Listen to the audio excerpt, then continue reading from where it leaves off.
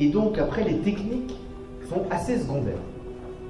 Et je trouve que ce qui est dommage aujourd'hui quand on parle de la méditation en France, on parle que de technique, mais on ne parle pas de finalité. Il y a très peu d'endroits où on vous explique profondément c'est quoi la méditation, ça conduit à quoi, pourquoi. On vous dit, asseyez-vous, mettez-vous par terre, faites le vide mental, concentrez-vous sur votre respiration, laissez passer les pensées. Très bien, on l'a lu partout, Mais pour vivre quoi?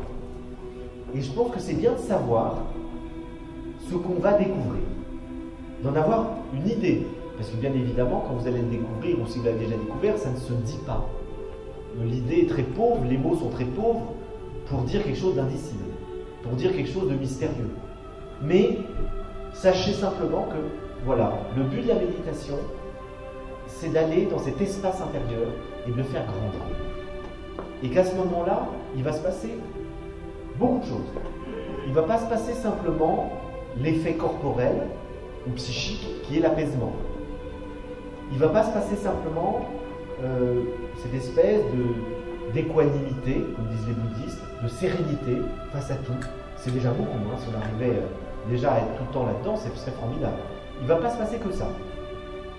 Le fait de visiter et de faire grandir cet espace intérieur, notre esprit, de le nourrir, de le vivifier par une attention, le fait d'y être attentif, on le fait grandir. On fait grandir ce à quoi on est attentif.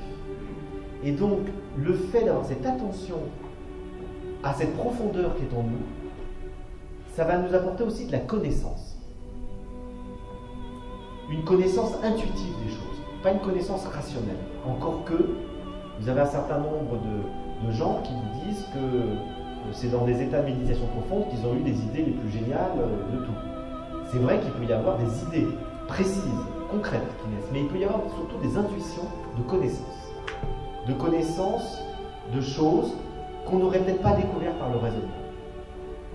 Et au fond, c'est une connaissance intuitive, la méditation. Ça apporte une connaissance intuitive